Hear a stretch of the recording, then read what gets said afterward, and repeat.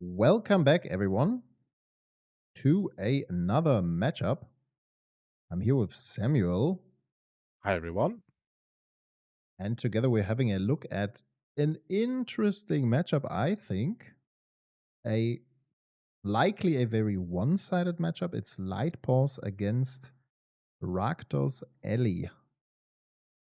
We have casted this deck already at the LTC Sunday.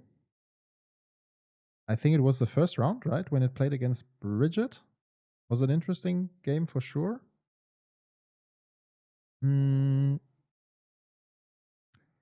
Here Yeah, against Light-Paws, I think, we talked about Light-Paws a couple of times. The deck has access to, I don't know how the aura is called right now, but there's one aura that gives protection from black and red, which basically wins you the game on spot, or should win you the game, in combination to some lifelink and whatsoever. Here we see the player going for a Lash Knife on turn 1, searched by Enlightened Tutor. Yeah, so I would assume that Light-Post has a very easy matchup against this deck. I don't know I, about I you. would think so too. Um, yeah, also, this is a very strong being able to search.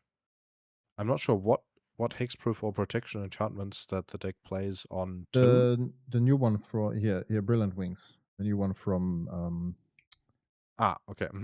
was it Final Fantasy? I think it was a Final Fantasy Yeah, it's Secret from Lair or the something like this. holiday product. Yeah, holiday product, right? Exactly. So yeah, this one is. I talked about this when we cast the Tifa Light-Paws matchup and the other Light-Paws matchups. That this one is a very dangerous upgrade for Light-Paws, and it brought players back to talking about whether or not Light-Paws should be a deck in our format.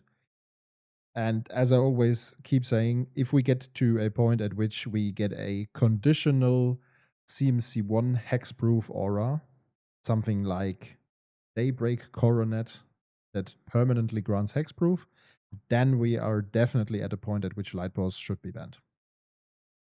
Because Mm. it's you have like a very, very good Geist in the command zone. The white pool is very strong. The auras these days are just so powerful. That's definitely something that we should keep in check, I would say. So we see the CMC2 Ellie here from the opponent coming down and bringing a fungus. To be exact, it is a clicker. As I'm currently Yeah. playing The Last of Us 2, I'm very much in the topic. Mhm, mhm. um, yeah, it's very interesting to me, honestly, that the this Rakdos partner version made it to our format, that it's that popular. I mean, we both know that Rakdos aggressive decks were popular in Duel Commander in the past with various command zones. Yuri probably being the most prominent, right? It is an Yep, archetype that people like to play a lot. So I'm not surprised that they tinkered with it, but I am surprised that if it's making it you this far. exactly. If you look at the face value of those cards, the commanders don't seem to be that strong, right?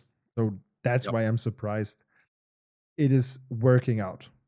But on the other side, I also like to see that, to be honest. So Yeah, I think that it seems from everything that I've seen, it seems much too fair.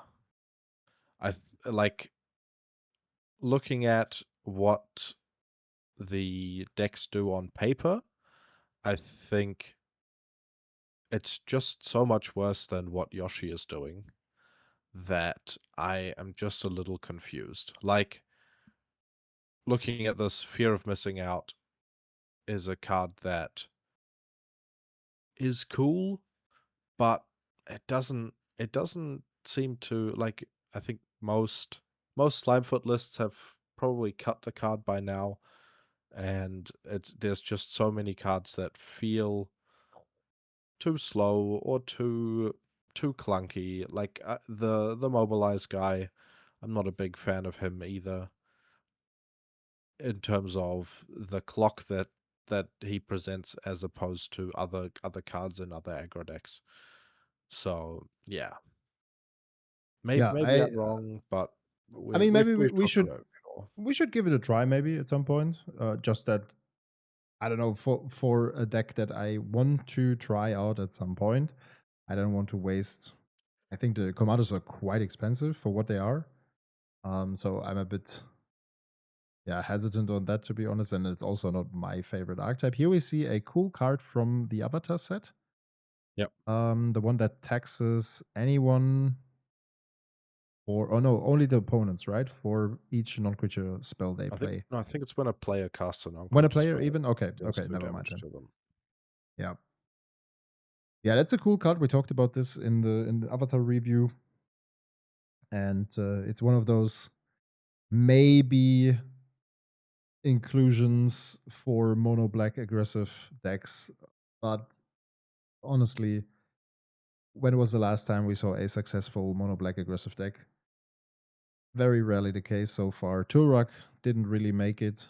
And I think Doctor Doom is now the most prominent option, apart from Azeroth, of course. Still the GOAT, I would say. But whenever we see mono black, it's mostly in a controlish combo fashion rather Yeah. than straight aggressive archetypes. So it seems like I'm a little confused what's going on the Light-Paws player's side. I'm not sure why he's playing Rest in Peace. Is that something that the decks do play? No, usually No. not, Okay. as far as I know. I Yeah. mean, it is an somewhat okay inclusion. The thing is that I can see it from a perspective of we have Emry legal, we have Tazigo legal, we have so many graveyard dependent decks legal. There's Lumra, etc., etc. I get that, but Yeah. it doesn't trigger your Fox, and I think with Light-Paws you don't necessarily want to drag the game towards the late game. You want to win as fast as possible by swings, making your Fox bigger, helping it survive. Rest in Peace doesn't really help you with that, right? Yeah. And it doesn't, since, of course, if you have an Ethereal Armor, then Rest in Peace at least gives another uh, +1/+1, but that's too cute, let's be honest. Yeah. So it seems like they didn't mark the damage from the combat step there.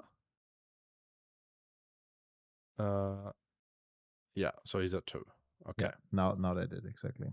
Full Okay. tokens here, but That Cartouche was a strong draw. I think we will probably see a lifelink aura now. yeah, However, it might either not either be enough. Spirit Link or Ethereal Armor is not lethal. Yeah, the thing is he We has have 3 one, two, blockers three, for four. and is on 2, and the opponent is attacking with 5 creatures. So it has to be something that gives lifelink. Yeah. Yeah. Flickering Ward could also be something, right? Because that would give you,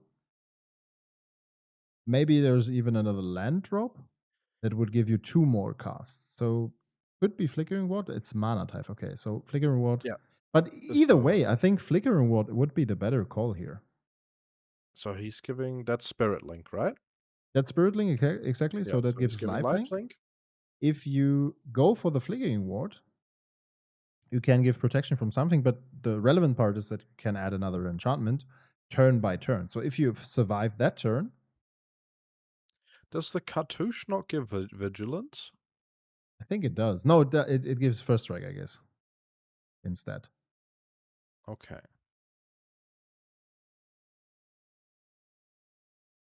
So by the time we talk about the matchup, just for those who wonder, we do not see the cards on the side as you do, since I did not yet edit the matchup in order to not be The spoiled. the Cartouche gives first strike, and the warrior that it makes has vigilance. That's what I was remembering. Okay, yeah. The question is if those 2 blockers are enough. Oh, okay. I have to correct myself. The reason they probably not went for the flickering ward is because of the black 2-drop, right? That would always tax you for 2 mana. Which means you have to go for the Spirit Link at some point. Yeah, But exactly. then again, it's kind of underwhelming with a Well, very he went to 2 off the cartouche cast, so there was no way to if he gets the flickering ward, then he dies. yeah, exactly. That's The what I'm next saying. Yeah, flickering ward yeah. recast, so yeah. So he had to go for that. That was something I haven't had in mind. Definitely a tricky one. So now without the lash knife, you can't go for a turn 2 Light-Paws. I'm not sure why he would not play the Doorkeeper Thrall. Because it has flash. Okay, You can play that's the fair. Doorkeeper Thrall in the That's fair. opponent's end step. Yeah. Does it really have flash? Yeah, it does. Yes. True. Not too bad. Yeah, Doorkeeper Thrall is one of those cards that if we were playing a little bit of a different format, it could really have impact. Yeah, absolutely. I think it's something that is a fun card to be playing in something like Flage, where you just get to stick a Scabbard into play with a Doorkeeper Thrall. And yeah. I don't quite know what this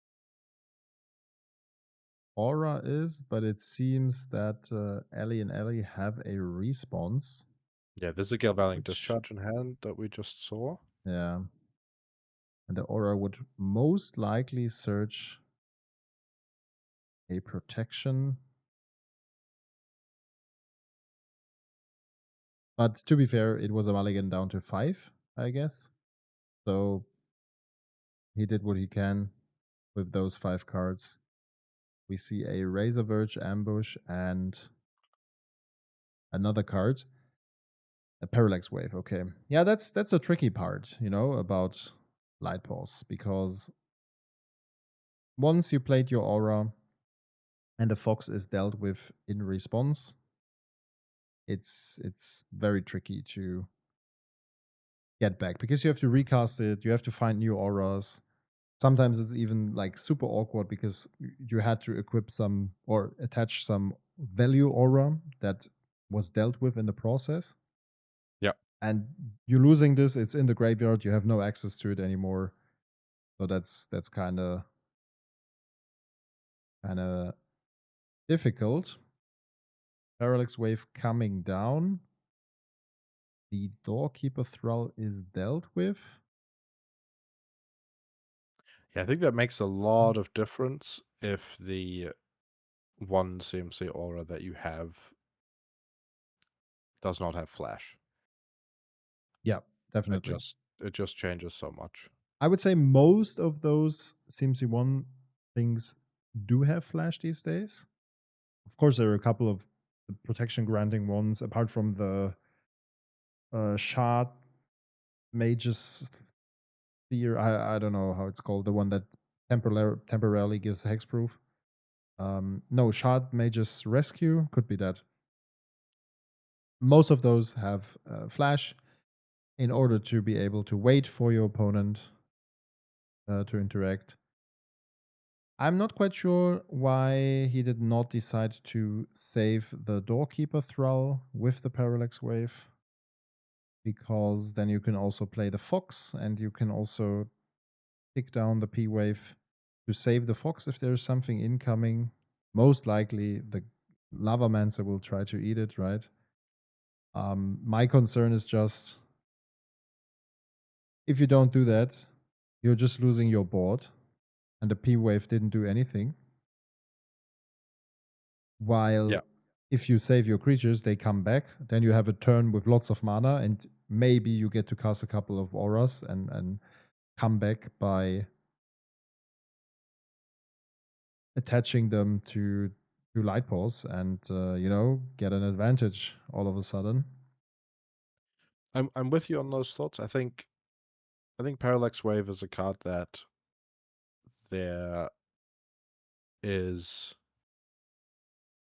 we have a whole lot of experience with. I think, how do I say this? I think Light-Paws is a deck that tends to draw newer players because of the price and because it's not that tough to play. You have very similar gameplay patterns that you kind of fall into. And that might mean that our Light-Paws player doesn't have too much experience with Parallax Wave. But also it might just be a conscious decision to say, okay, well, I think he might think he has the inevitability here by just replaying Light-Paws a couple of times if he keeps hitting his land drops. And then he wants to just stall as long as he can with a Parallax Wave in order to eventually, the opponent might get some creatures back, but he has time, as opposed to now when the Parallax Wave leaves, that kind of unlocks everything that Ellie and Ellie want to be doing. Yeah, that's true. Yeah, I think it's also a few players sometimes underestimate the value of also using your own creatures in combination with Parallax Wave. And I'm not talking about the failure pilots. They know about that, obviously. But in this case could have been used to save some time, save your own creatures, keep the board. Now, I mean, there is the rescue that I was talking about. And unless you draw a second aura spell that you can cast next turn, you are left with a situation of you can basically never cast a flash aura, right? Your opponent knows about the protection spell if they have something. So either they have like 2 protection spells in order to interact with both of those auras, or they will just lose to you drawing another aura. That's basically what the Light-Paws player is waiting for now. But the Rakdos player is pressuring quite a lot with the Cory Steel Cutter. There's Goblin Bombardment. Zergo isn't the best card, but it does its job, right? So I think that might be an appeal to play this deck, because you have lots of those 1 mana, 2 power X buddies in the deck. And what happened here? I think it's just. Oh, he put the Shard Mage's Rescue on stack. Was that the case? Yeah, that might have been the case. And then in response, there was the Stomp. Evanctor's Charge.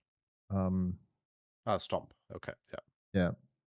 Yeah, I think what I was about to say is the way the deck is built and the way it plays out is a very classic aggro deck, and that might be an appeal for some people to try it out.